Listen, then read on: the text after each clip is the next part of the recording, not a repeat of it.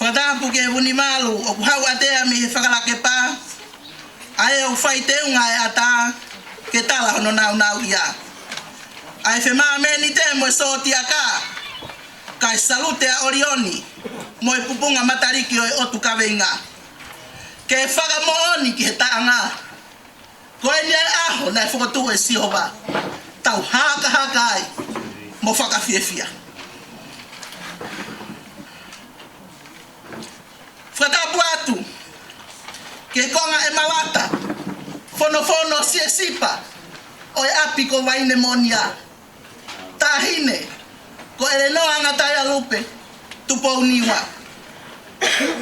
Fakatapui atu mau i whangauta pea pehege ngai kafa Faifekau e fonua mau i whangauta o mai mua hak ngofua ke hoko atu ki hoku ui he ahoko eni ai apa he polo kalama ka ke whakamore ala ke toki whakakakato i pangai ngono ngahi tala Fakatapua.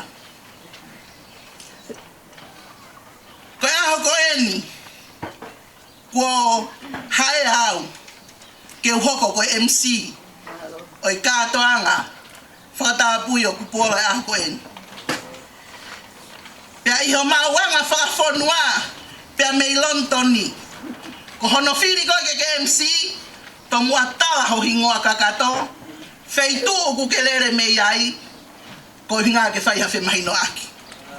Ko iai mau i whangauta neongo ai koe moa peno neongo koe moa kua he pangai koe taha pe he whanganga tuku peke kei whakahoko atu au.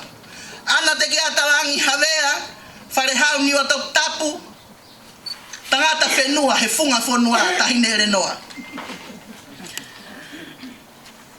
Ko kauna kita he aho koen ke te hoko koe puharea. Ko hinga koe ngawe anga aki hok tare niti me he otua ke whakamanatu ho mautupu anga pia mei lontoni motua. Ko e rea. Ko iai mau i whangauta he kai teuto e whakaloloa. Kai tuku e pangai ke ata katau hoko atu ke polo kalama. Ki mua ke whakautua ki lalo. Aia peu ha he polo kalama e ako eni.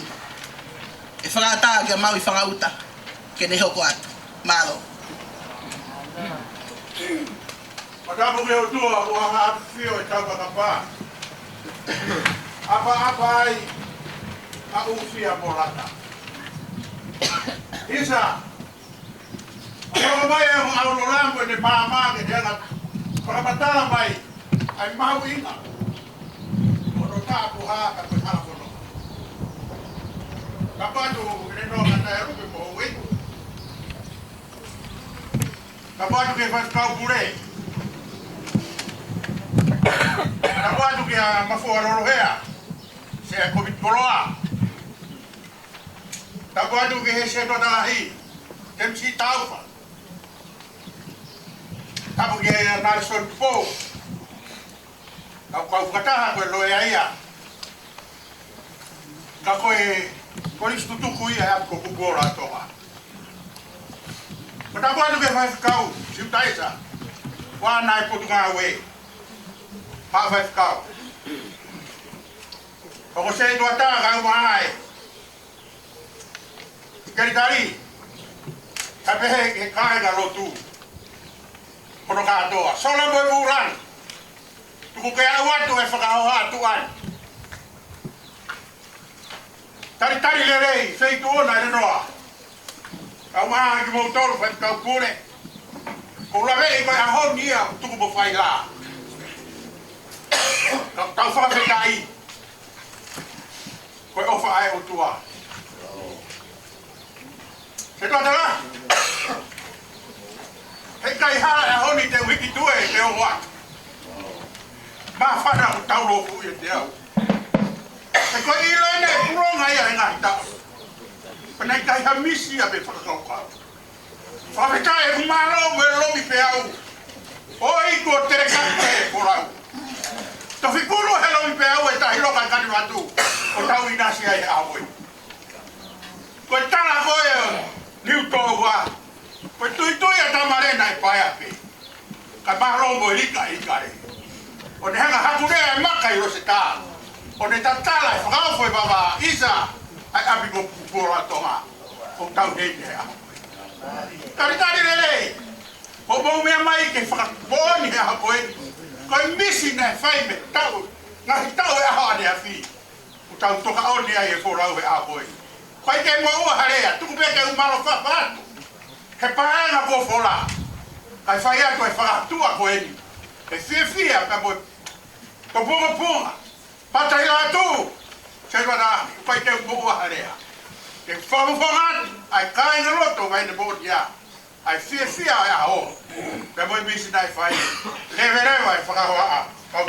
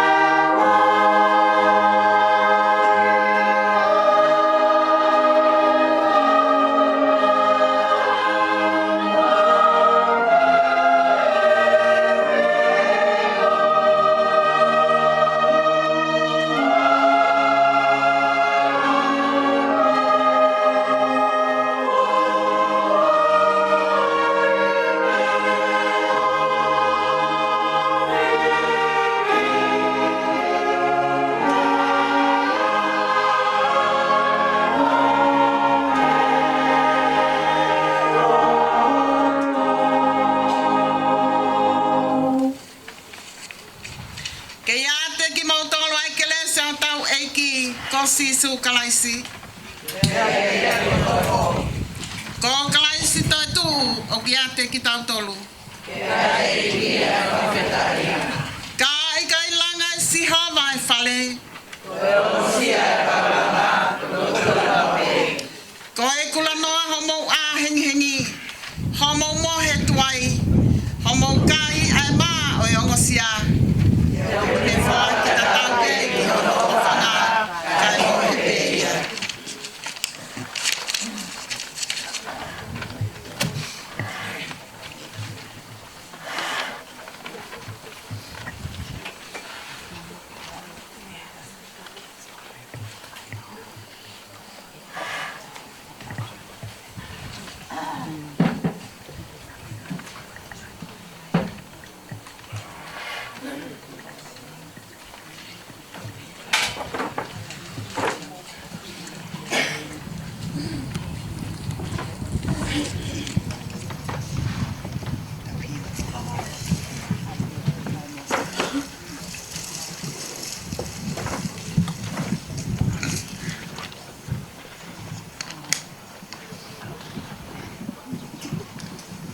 Himi tau Faifekau tau lot Faifekau I he hoata koe ni o ki hono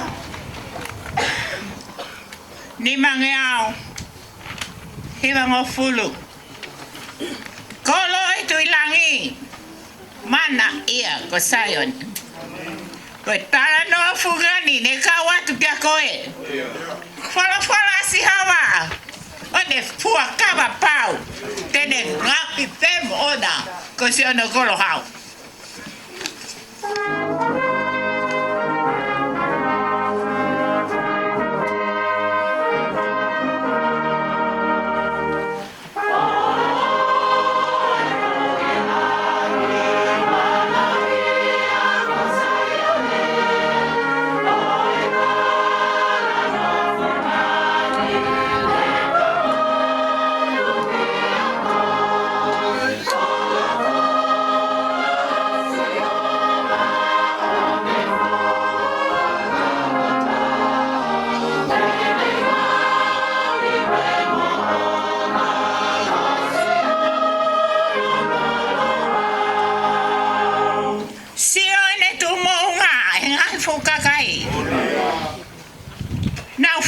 ki mona tula. Ta fe hake peki ai. Ko toho ki nau tolu ene whakafofa. I'm a son ene fotu. Tu tai hone mea kotoa.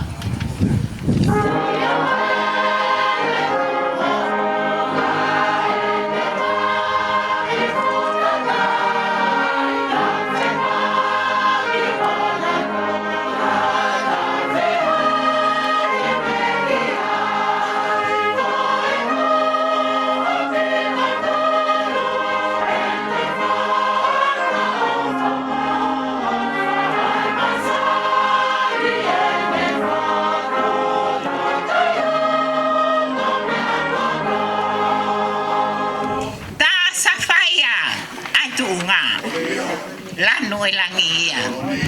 Hopo hake ani tawa. Ai maka mahu inga. Whakamaru me orunga. Ai pou ao mo afi. Ai sikai na he otua no lang la.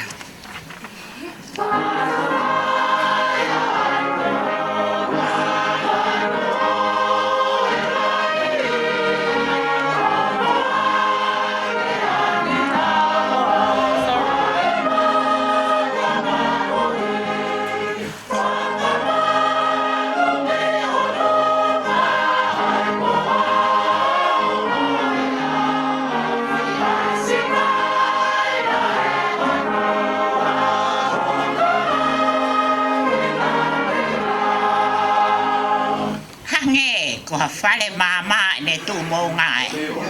Faka holo sio anga he fonua fwape. Na ulala ka no mama.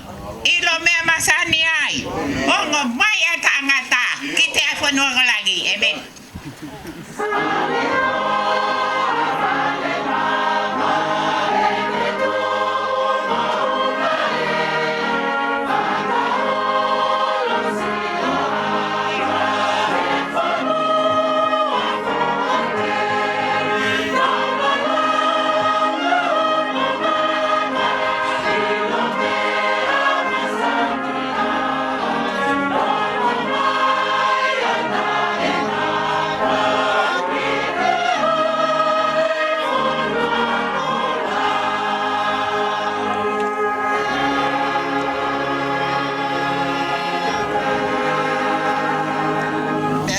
Lotu.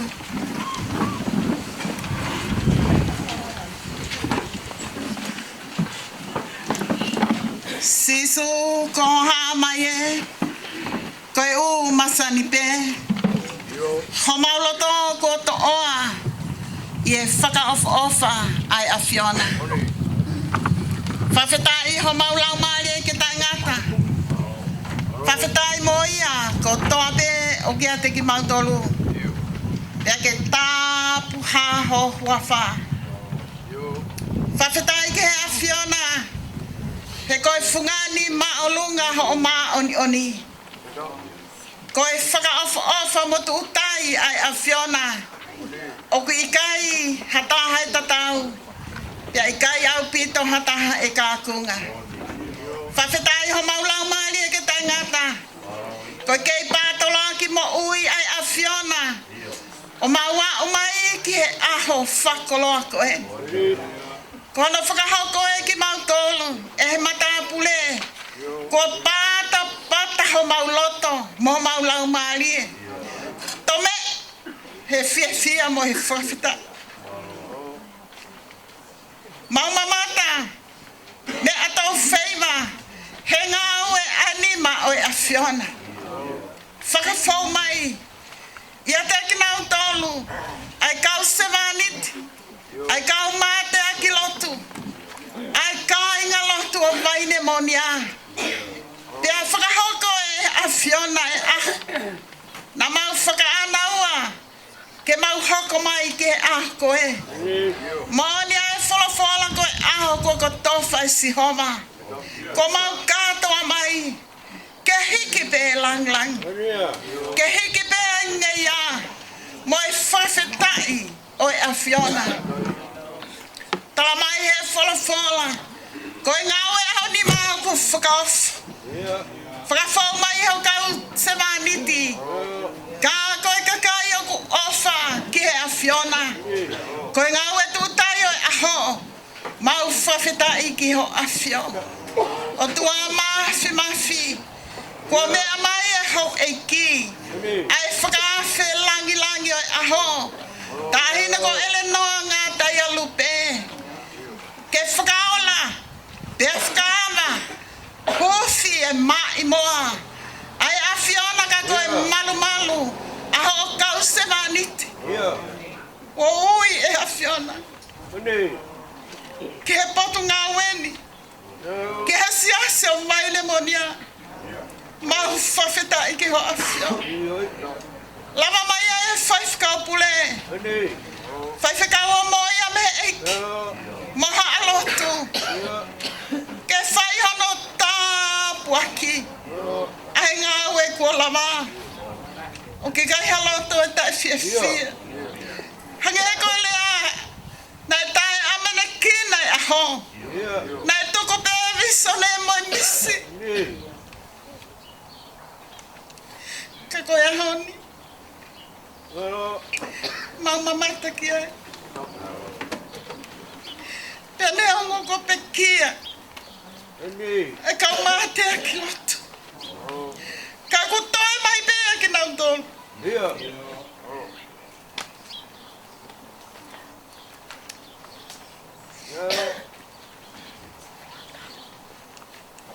Nai whai e mai moa. Pea whai e whenga. Ko uhi pe kua aho pehen. Mone lea ho mahu ki whanua. Kai pe manu vai he whangota e lulutai. Mau whawhitai ki wafi. I hene se tuata lahenga ngā we. Ka mai toko on se tuata. Ka koe sea. Oi komit koloa. Ai mai whanua mo e mahenga ngā we. Ke mau kau whata. Mo ki nau tolu ko lama mai. Whata mo siasi. I hene loia. O hange koe lea ko mau ongona. Ka mai kau hiva. Ai kau wifi. Skel dali mo e toko ni. Ongo tau hipa anga. Ongo se tuata mo e kau take o ngā hipotu ngā we. Ko e ni eiki. Ai kai ngalotu. Mau kau whata he whiawhia. Mau kau whata he whawhitai. He aho whaka pehe. Ko ke tuku ke mau inasi ai. Nai sopu pea na tula. Pea tuu mo tonga koe ahoni. Whaka Hula mai he mama. Lava mai koe koto maa whana. Maa whawhitai he o mea whainga maria. Ko ia maulotu atu pe eiki haele mai ke tau kātoanga mai a whiona. Ka ia mau whiawhia, tuku pe eike mau whiawhia iho a whiona. Tuku pe eke owe langlangi mo, Gloria. O tai ngata pe a tai ngata. Ia kalaisko alo, ko ia pe ho mau whakamo ui e meni.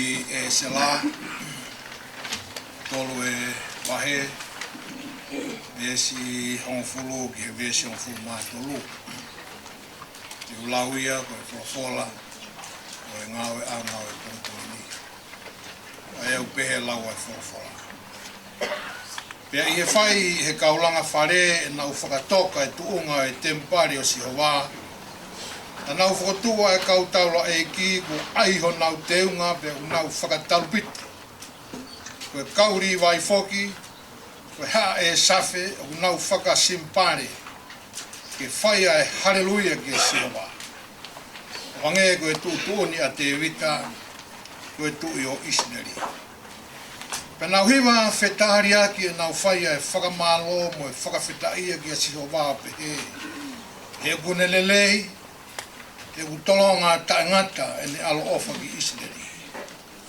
Pe ai he kakai e nau tue he whaio e haleluia ki a Sihowa. Koe uhiku o whakatu ai tuunga e whare o Sihowa. Ka koe tawalahi o haa taula ai ki mo haa ri wai mo e kau ulu mo tua. Ko si kau matu o tua. Ko nau mamata ki he ulaki whare. I he whai ai whakatu o tuunga o e whare ko e ni. O nau mamata ai na nau ai e nau Faka foa. Pe koe tokalahi e na e kalakalanga ko e nau fiefia. Ko ia nai kai ilonga ki he kakai ai longoa au e kaila fiefia. Mo e longoa au e tangi ai kakai. He koe kaila ai kakai ko e mea whakamanawahe. Pe na e ongo mamaho. Au nofu ulongoa au. Awang mo tua ke ne tāpa ki tau tolu, ka whanonga ki whawhala, o e whiawhikani.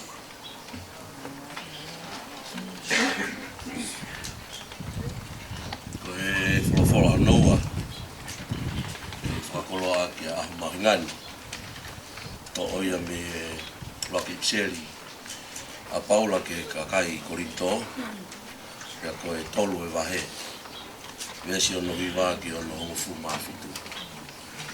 Wakorinto vai tolu, vesi hiva ki ono tafitu. Ai au pehe lau e wholofola. E koe ongo kaunga ngā ue ki maua mo e otua, ko ki mautolu, ko e ngowe anga ai otua. Ko e whare o otua o gulanga. Ko au i he ku whai aki a krese atua, nane o mi, neu ai ai makatunga o tau mahatufunga potu. Ka koe langa hake e ku whai e atake. Ka ke taki taha tokanga ki e anga o ene langa. E koe mea ki he makatunga tala e hai e lava e taha ki ai moatunga ke. Ka koe a pe ne toka ai. Ai a ko sisu kalaisi. Pea ka whai e taha ene langa i he tuunga ko ia, o ne langa koula, siliva, maka, mahuinga, akau, musie, peveve, e whaiwhai pia ea e ngau e tangata taktaha, e sivi ia, e ahorahi. Kouhi ko ne hoko mai mo yafi, pia e sivi e yafi ko ia, a ngau e tangata taktaha, pe ko fefe. Ka pau e tū a ngā whaataha i he langa whare, tene mautotonu. Ka pau e vela o auha ene ngā whamea, e more ene totongi, ka tene hao e ia, kai hangeha hao mei he loto afi. Oki kai te mō kilo koa, ko e temi pare o e otua aki mō tolu, te aku whare ia te ki mō tolu, e lau maari e otua. Ka maumau e ataha e tempare o e otua. E maumau e otua ai tuka taha ko ia. He koe temi pare o e otua o ku top tapu. E he foki moki moutoru. Amen.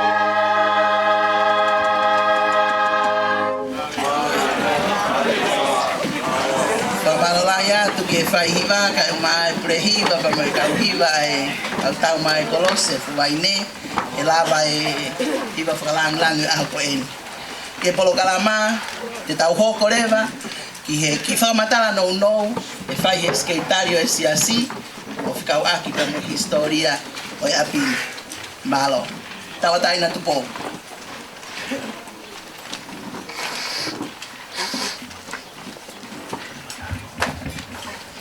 Ke hufanga ke na Fakatapui ke kamata ke na ni masa ngamari ko ni ke Fakatapui ko ni wa ki historia no ke halafunonga na fo mai ai Siasi tawa siai a fa pulo ko ni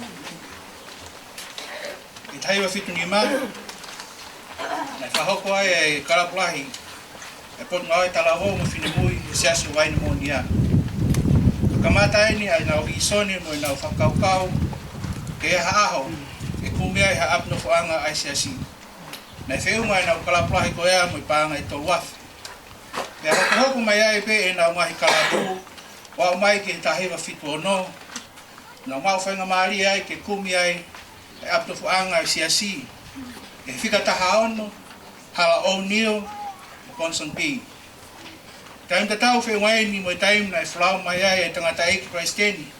Sias wesinan tawatai na tonga ai Faifekau to kita amanaki havea. One faka hingoa ai api kupola tonga. Ko faka kau ko kupueno tonga ko ola e na ngawe i loto ake aloa.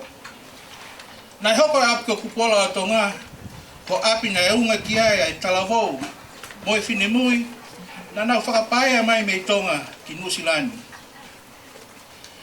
Whanonga mai a Siasi, oau ke tuunga, ko mau familia e ngai talavou he Siasi, e kamata le vai a visone moi Fakakau, moi Elenoa a Siasi, ki he kahau o kupola o tonga. Au mai, ki wafe tahataha ne kamata e Fakakau, e whai hanga au e mo whakarerei e apkon o kupuola tonga, ko si o pe ki he kahau.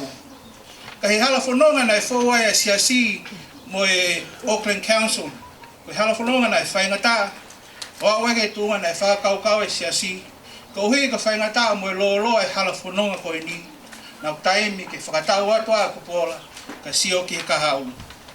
Na e whakakato e ngau e ko e ni, o awege ki aho wa tolu o ako si na tawa e whakatau o api ko e ni.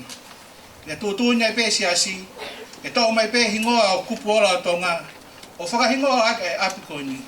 Ke ririu me he api na e unga kia i talavou mo whine mui, ka ko api ke unga kia i ha Faifekau, na o whakapaea i he lotu, ka ko wahe mai ki nau tolu, ki nau hoko, o ha Faifekau tauhi, i Siasi o Vaine Moonia. Ko ki historia no pea, ki whanonga Siasi.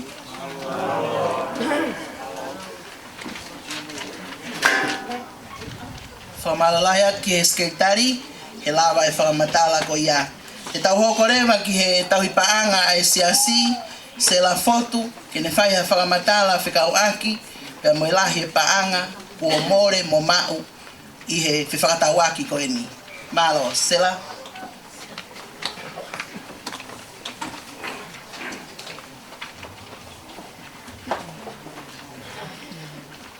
Mau I whangauta. O go kole ke whakamalu atu pe mua, he ngahi tala whakatapu, ko kamata aki o wau mahu inga o e aho. Kai ata mua ke whine motu ani, ke whakahoko, ai whakamatala paanga ke he ngā ue o kutau maalali ai I he aho ni.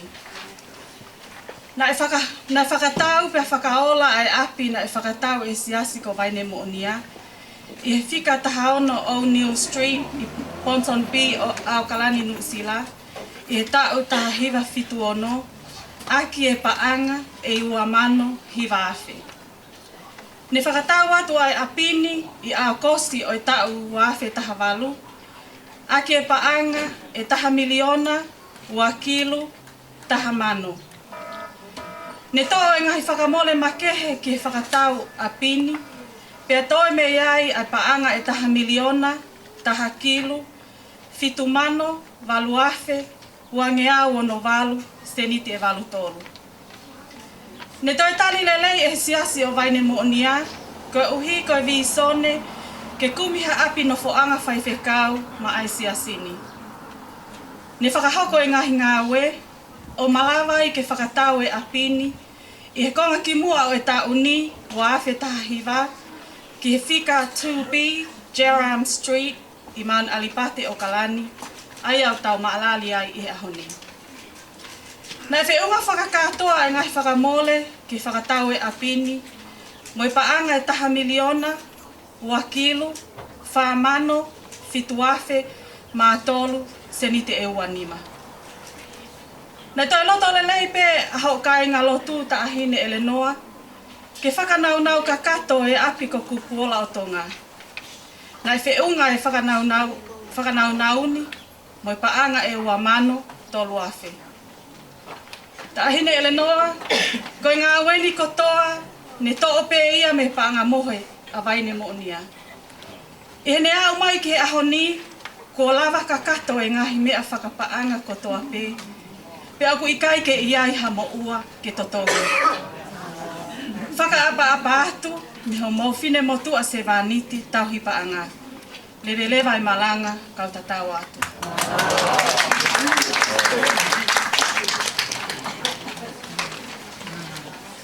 Koe whalawhala himi te tātou e hiwai, koe nimangea hongo fulu e himi, nima taha noa, mo kata, me hake ke tau hiwa. Sisu ke mau maau, e ku ngahi mea kotoa, tale niti ngahi tau, whanau whale mo e koloa.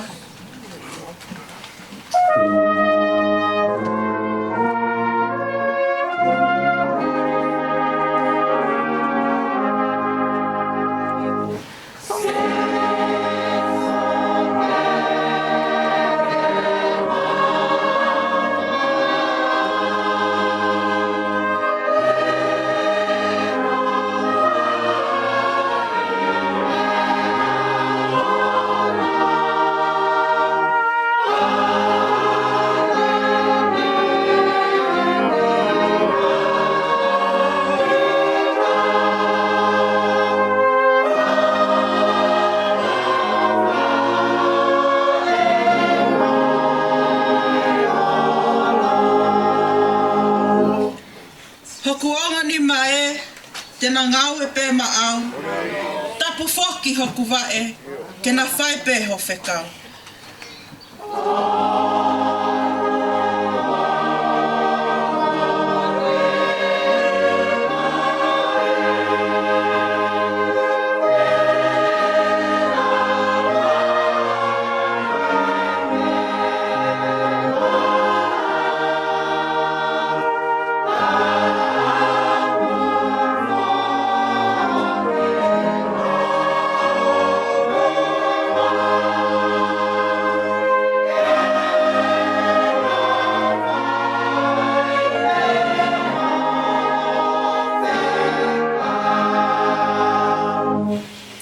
Loto mo e ata mai, ko pule a ngaia. Whakotu taloni ai, talai ho whatongia.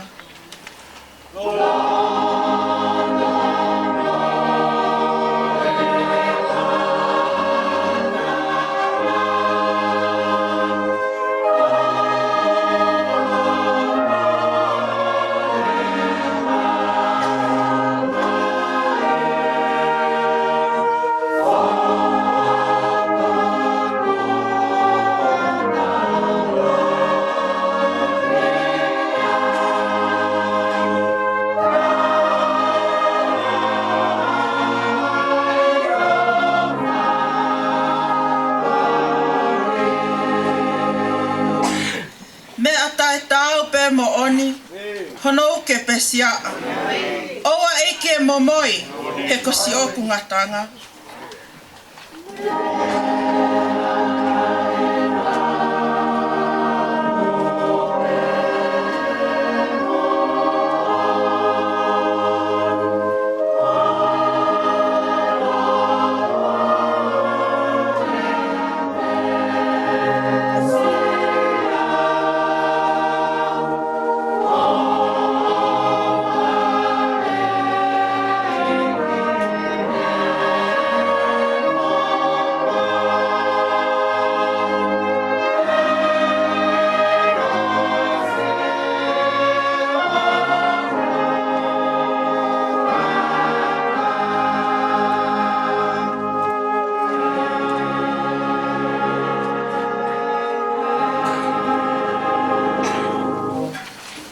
dak mo mea kilalo.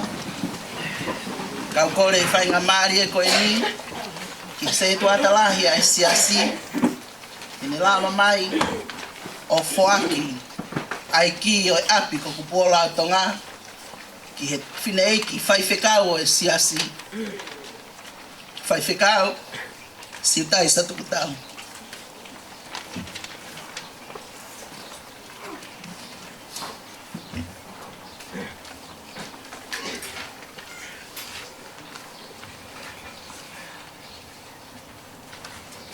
Patro wat pe ko kore ke u tala mo ka pui ai ngai fatap ko to pe ko holo mo ie te au ka ta mo ku ke Faka to mua ai fatongia o e aho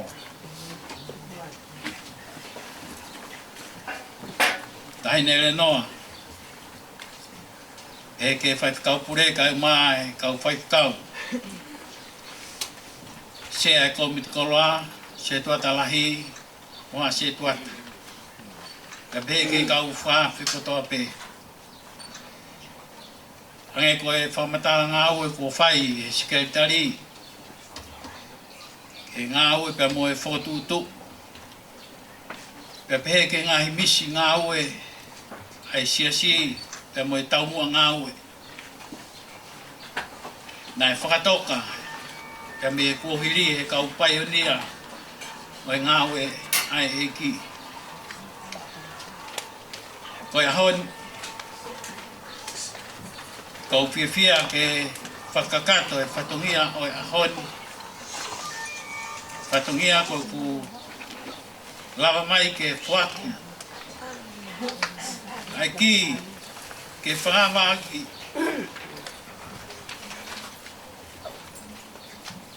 Ai kupola fo ou. Ko teo hei Siasi. Kau hi koe kau Faifekau ko toa pe. Lewe vai whakahoa.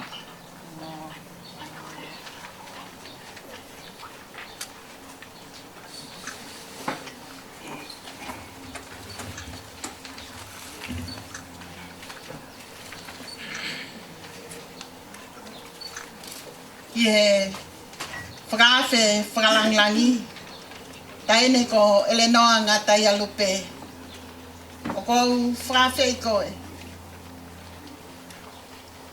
Ke mea mai. O whakaola.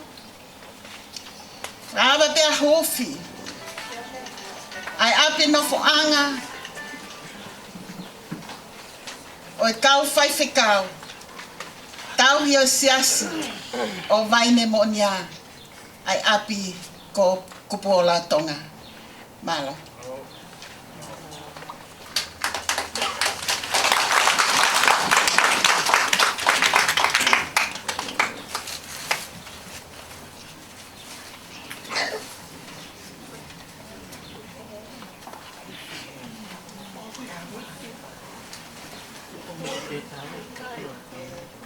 Mea mai ke whangawa e whare.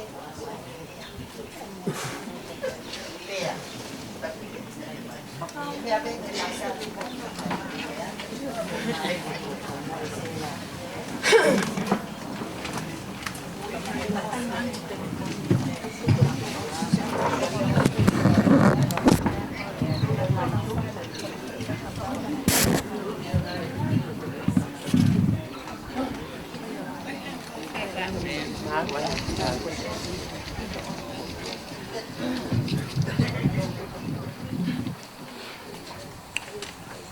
Ka mure ya e tuai ku tu mai e.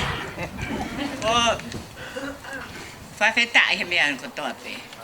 O ko loto fia ke hufi a whare Nofoangani mo e Faifekau tau hi wahenga ngaue o kalani manukau o Vaine Moonia.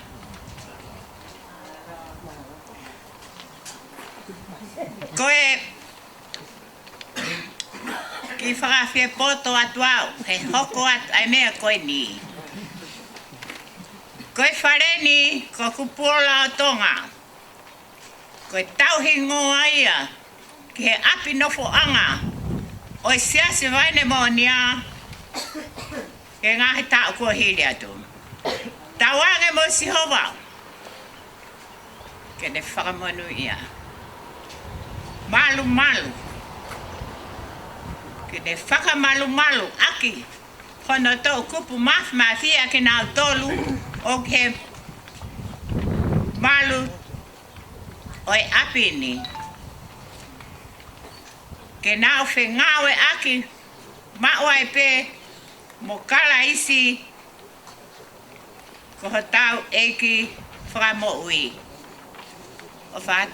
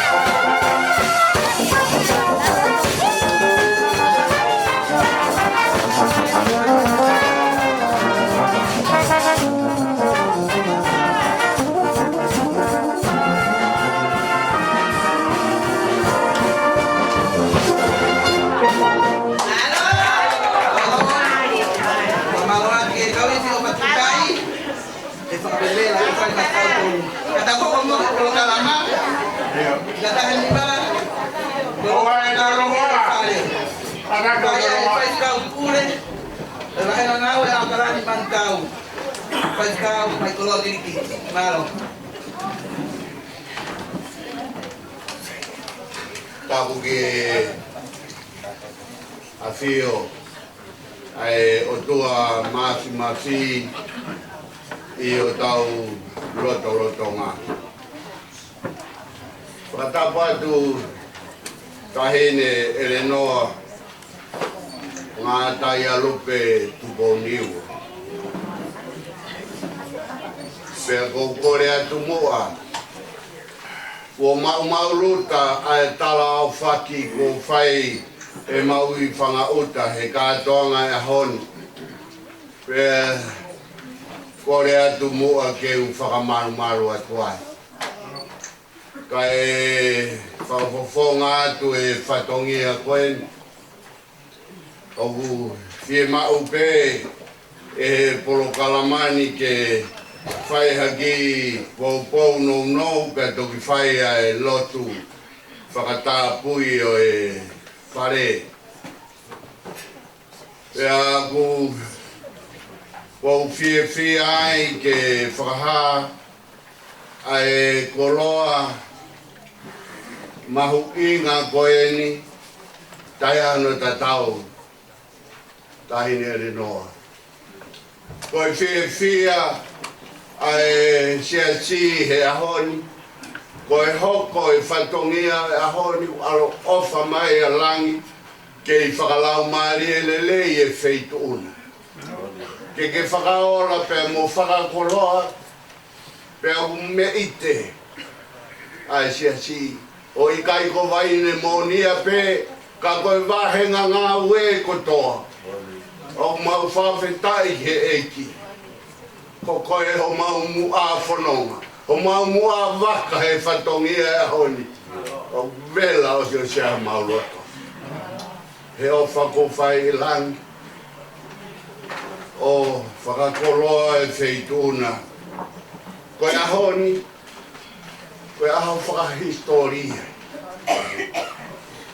Pea koe histanoa fo owen ai historia kamata he momeni koe ni.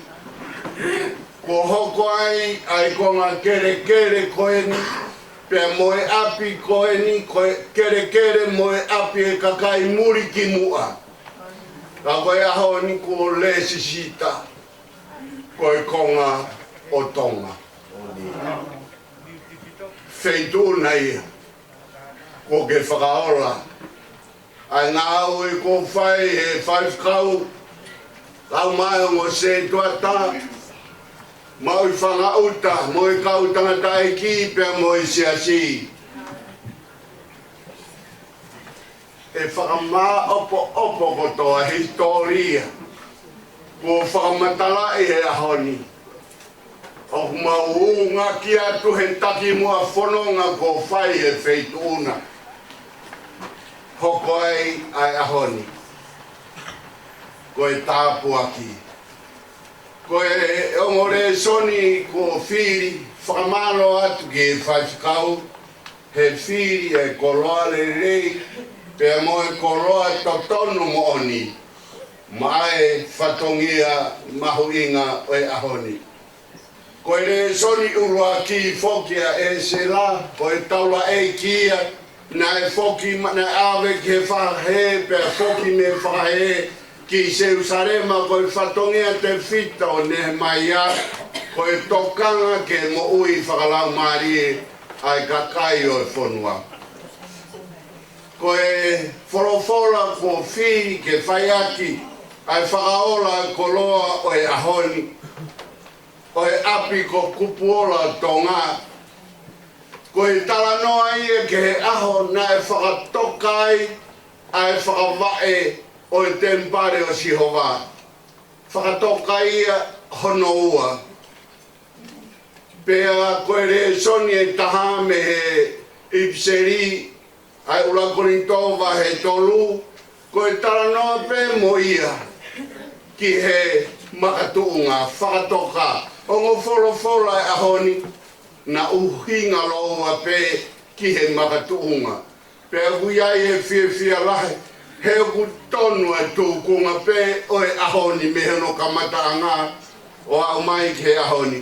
Ka koe ongo vespe e ua ko maho inga I ai ku loto pe ke whai ato ki lave ki ai pe toki whai e tau rotu e ahoni.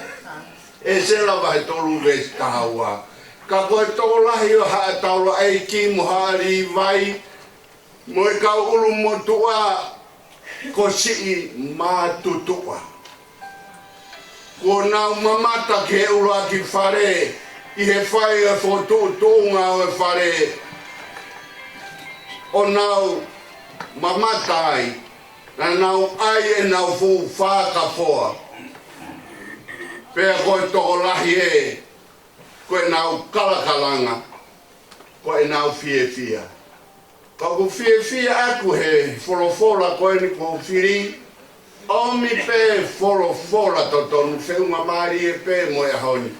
Koe uhinga e whia ai kau taloa eiki whakarea he re soni, koe kau mātutua, mahino pe ko ki nau toluni na e ave ke iki ki nau tole whakahe ki Papilone, pea whakafoki mai unau si kei mo ui, whiunga mohono tanu e whakavae, o e tempare o Sihova, pea koe talanoa foki, koe whai e kau tukunga hano whakatoka ai makatuunga, kai tō e kau taloa e kiwusi, ai o nau te unga o nau takitaha puke, ai ne talupite, pe tō mai mo e kau riwai mo e nau whakasimpare, ke whai e hiwa whawhetae o Sihova. Katoa e kau mātua koe ni, ko si kakai ko mātua toa. Nā nau sio he ulaki whare, he ulaki tempare, pea koe ni ko nau toi sio mata. Sio mata he whakatoka o e whakavae o e tempare fo o. Hange ke te au ko ia mea hoko e ahoni. Ma ufanga uta. Ka umaa e loea hange koe whakamatala ko whai, ko tau whanongo ki ai, na mo kau he kamataanga, na mo mamata he tahiwa fitu ono hono whakaola e he tangata i Palestinian kupuola tonga koia. Koe ni ko moutoe mamata he ahoni. Koe talanoa koe ai wholofola, koe si kau mātu tua koe ni, na nau tu tangi. Pe ausa no whakaola, kai kalanga kakai. Pe koe kalanga koe ana e ongo mamao, mahalo pe ne kāpuia seu sarema kotoa, e fuka kaina nau kalanga. Pe kono whakamatala i kalanga kai tangi. Koe fia he nau wao mai. Vaine Moonia, ki mou tolu e hako tupu e aho ni, mou monu ia ko mou sio mou mamata, he ngau e ko mou whai ki he apini. Oku toi huruange fia ki nau tolu. Na nau mamata he uraki kupuola aho tatau pehen, ne whai e hono whakaola e koroa koia. Pea koe ni koe tau wau mai ke aho. Koe whakarea koe e ipseri a paula, he talahe e ai moha tuunga kehe. Ka koe tuunga pēna e toka ai, aia ko Sisu Kalaisi. Koe maka tuunga ko tau wau sia he ahoni, ko Sisu Kalaisi. Koe e nane whai mai e tataki, mo mea ke whakamatala ko whai, na ia e u feitu kehe na whai kia e whakaukau. Pe whai kia e sio, ka ko tohu mai pe whinangaro e o tua, ki he api. Ko whakaola, e tahine ke hoko, ko e koloa a Siasi. Tawange mo o tua, ke ne tāpua ki mai apini pe tuuloa, au ke pāanga ngā rotai, ke tau lotu. Ei, ko koe ho mau Nofoanga, i e tau tangata, mo e tau tangata. Te whātupu e ngai mō ngā, pe whanau ia mamani mo e whanua, talu mei mo au lau i kuonga. O tuha pe ai a Fiona. O anā tau ke puputu ho mauroto. Tui piki tai ke o tua, tui piki tai whoki e tea. Api tamai lahi ngai Nofoanga. Ka nei kai pehe ko utala ke te ki mouto. Ko walu e ni o teu hapotu mo ki mouto. Hiri a teu toi whoki mai. Mau ki mouto ke tea. Whawhetai e ki koho toi riu mai. Ku ke teu ai ai api. Ke mea e hou e ki. Mau i whangauta. Pe mo haa tau i whanua. Ai Faifekau. O e potu ngō weni. Tenei he apini mono kilo to whare. Ko e maulotu e ki tāpua ki mai e ahon.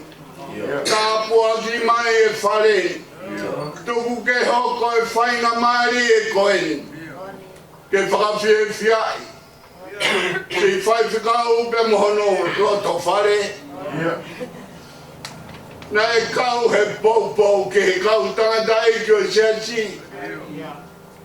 Ke kumi e apini. Pe tala e hai koe kumi mo ona.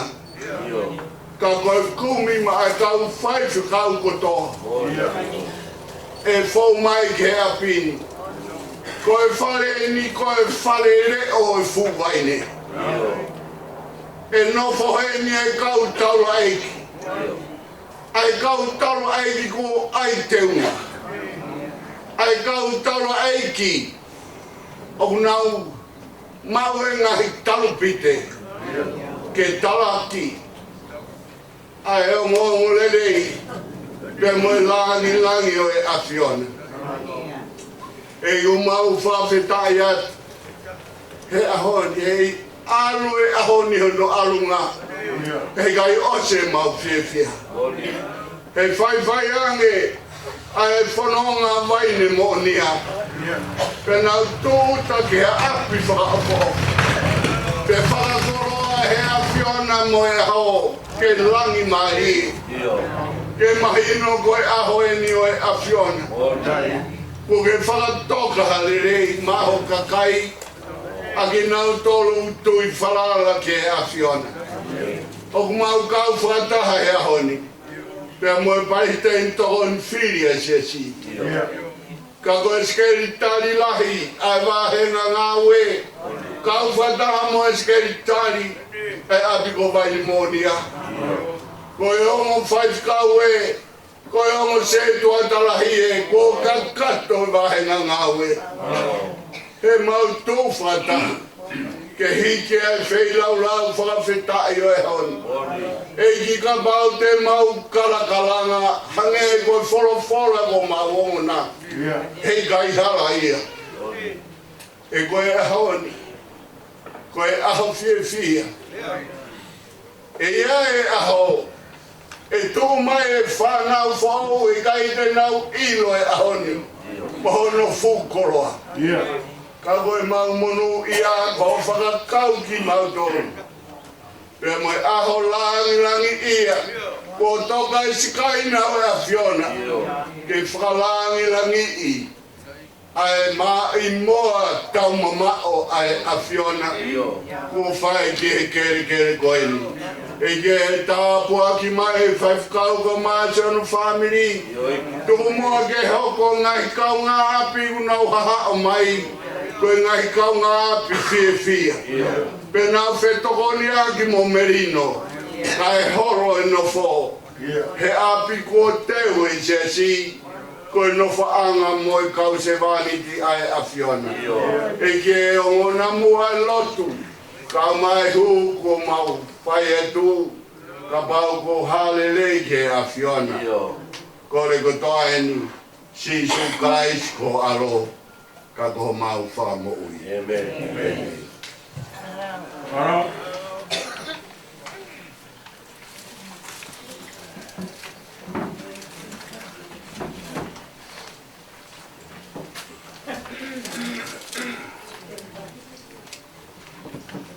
Por himi e saia ke kau katonga tāpui a Faifekau.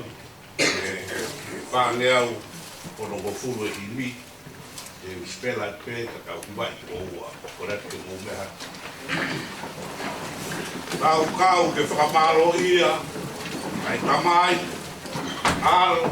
Kau mai. Kau ai kakai o la mina. Kau mo mama ni furipe.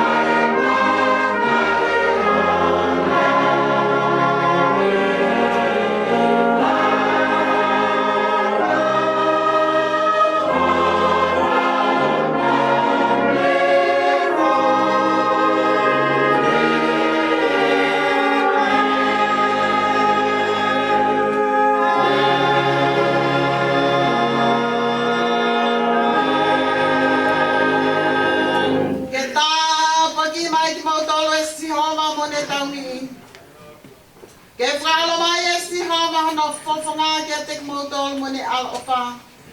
Ke hangai whawhanga mai e si hawa ki a tek mautolu moene meri no. Ke a koe kresa tau e ki moe o whai o tua. Pewe la mari e maa onioni ke tek tau tolu ko toa peia. O tai ngata pea tai ngata. Amen. Kadaka moment lalo.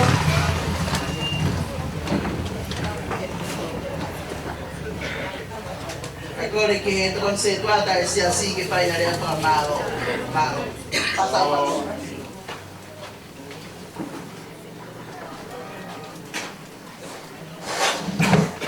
Tapa moe afio e tua maf. Kore moa kaine Elenoa. Ma whangauta. Whamalo atu. Ngā i tala whakatapu ko tō pē. O whai e katoa ngā whakaeiti koeni. Tā mōku ke whai atu. La wholalo atu la whakamalo. Mawhitai ke eiti. Mo whohe mātou ko ne whai. Te ahoko o ka katoa i misi. Ne whai e Siasi. Faifekau ia e au e Siasi ke whai atu e whakamalo lahi koeni. Elenoa ngā te alupe whakamalo atu ko hui ko ho mea mai. Nea ngoi whai ngā taa. Ka mauilo pe. Ko ho mo ui pe a Vaine Moonia. Ia whai atu ai e whakamalo koeni. Whakapofonga atu e whinei ki Faifekau. Kai umaa ai se doa tāpe mo i Siasi. O ku haunga ki o mauloto. A ho mea mai ke tāpo ki e apisisi. Kai koe me ka ko hi ko Faifekau pule. Motola ka Faifekau e wahinga ngā we. Pehe ki e sea komit koloa ka umai se tuata lahi. Pehe ki e loe a nā rison tupou. Ma whakawhita i lahi ki e ki. O ku kalai, ko e no papani. Ko ho mou mea mai he aho ni. Ko e whakakoloa ia, ke te ki mato. Ko mau whiawhia lai ke whakamalo ai. Kai ko e me whakamalo fo ke sikeritare Siasi ka umaa. A se toa tāpe mo e komiti ngāwe, na nau whai e whakatoto, o lawa e whakatau e apini. Hange ko ia, ko e lawe Faifekau pure, ke president i toko an whiri, ka umaa e kau komit koloa e wahenga ngā we. Whakawhitai ki hei ki, e whai waora ko mō whai, ke a tonu e mau misi. O mau hiki, me i kōseni, ke whanua e tala wha, me i kupuola moto, me i kupuola whaou, o hange koe au kutau ia he ahoni. Vai te umoa harea, ke whai atua ka whakamalo. Koe uhipe, koe mau whiawhia, i ngāwe mai rangi, ke tonu e mau misi, o la vai hono whakatau e koloani, lewe e whakoha.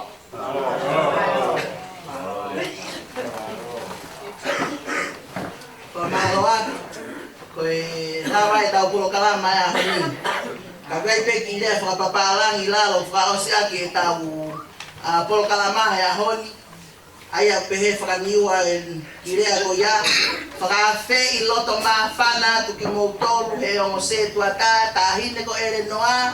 Pehe ki Faifekau pule pia mo ongo se tuata. Katoa mo loya. Mo mea lerei hake ki atko Vaine Moonia. Tau light lunch ki ai he watai. Lewa i malanga. Kai taua.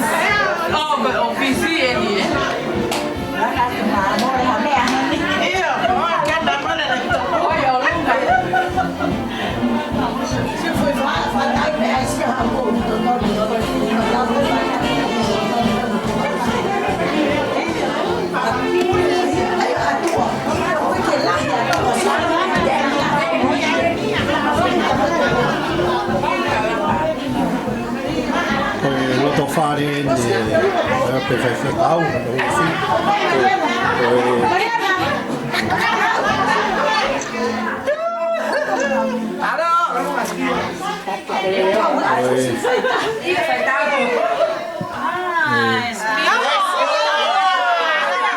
Nanga Faifekau mo rin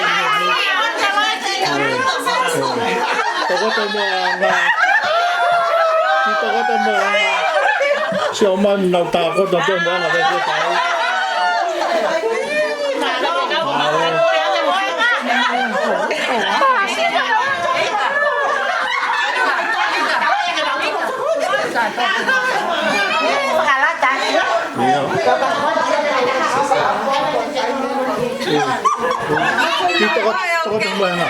Ito mga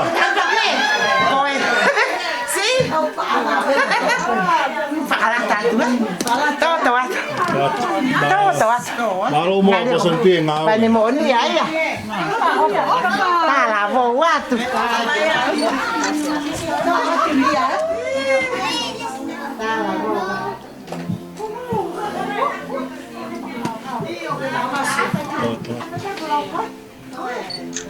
Siasi al Fakatapui for in master bedroom. Let's see Fakatapui. Siasi.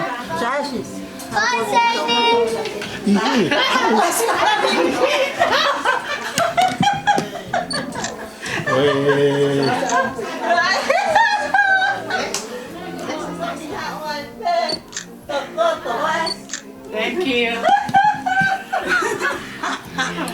Yako, saya na. Fifi, come there.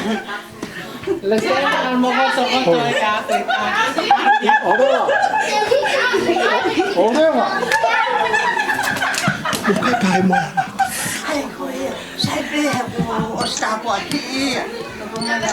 Mo siya umay kaya nga. Pati ako kay Sas.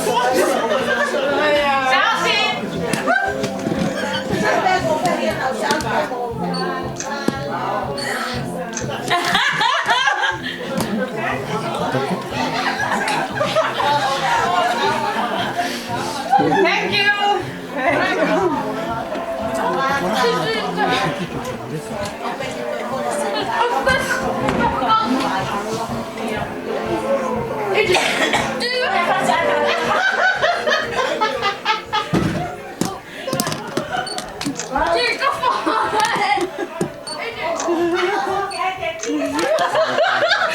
Mo siya umay kaya lo kaya Faifekau to aton te he Siasi.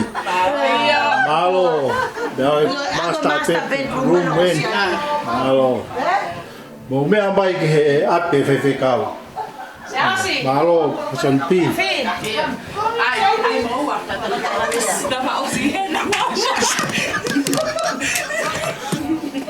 Oh, si Martol.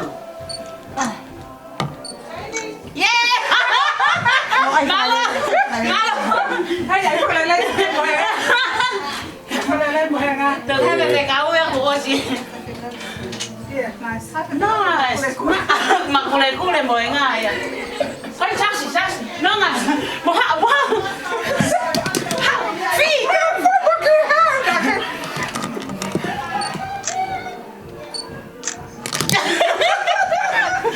Mà lại. Nó ngà một cái ta hay chắc gì. Phi không.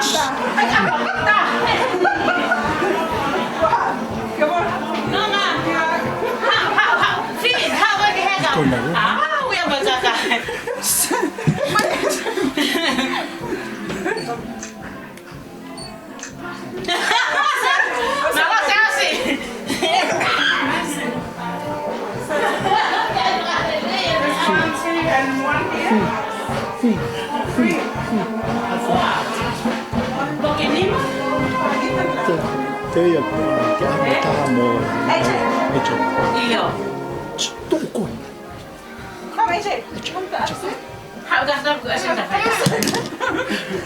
Hạo cửa xin đâu Nice Thank you Nó tao có Hạo Hạo đã kìa Hạo Hạo kìa chạy cái ăn một ta mồ cả đà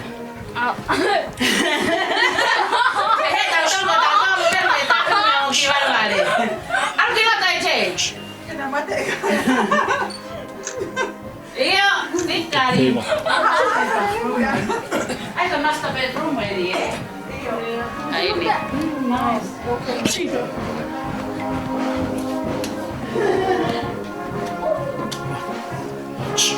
Moonia, come.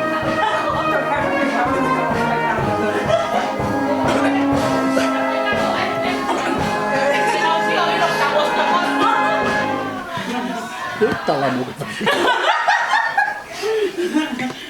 Eh, bahan na faita anay hay me ako ko tanto. Iyo, te pile sa sa ni. Ay, ande.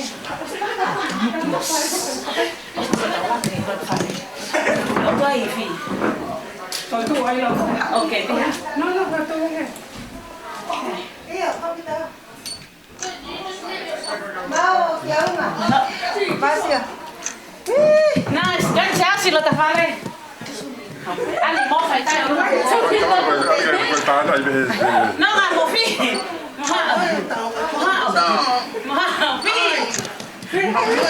How Allah?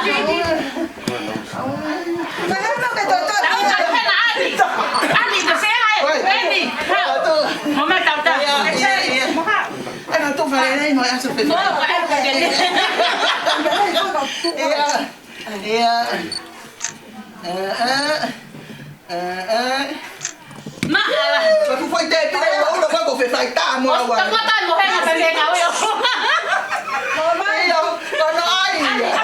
Foi tai ni pe ni ke fai to ko to mo ke ka eh. Iya. Maka ko me. Oh sila iya. Oh iya.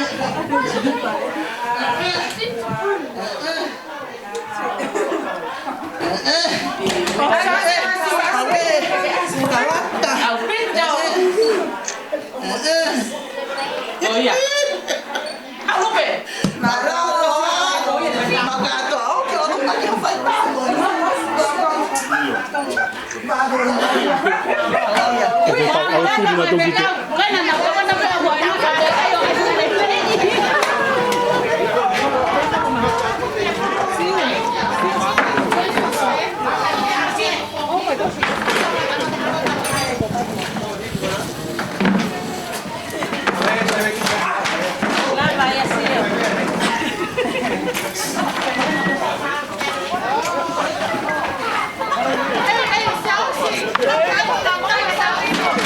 Ay, bata pa.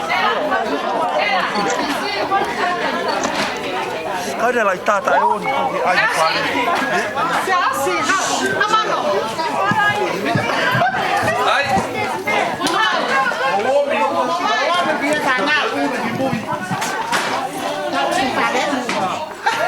Sen,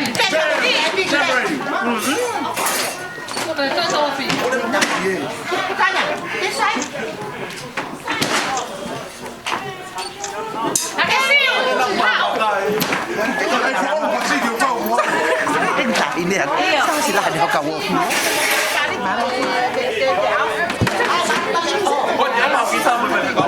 Iya, ai mau main. Kan malam api tong. Tapi siap.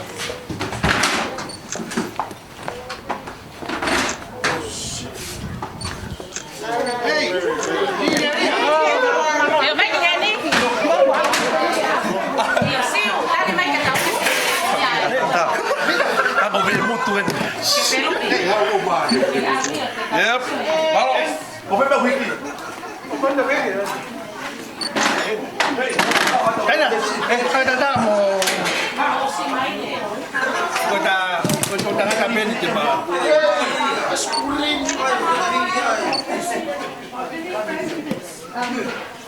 Halo.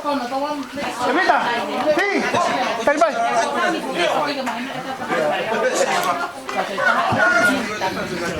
Sini tu.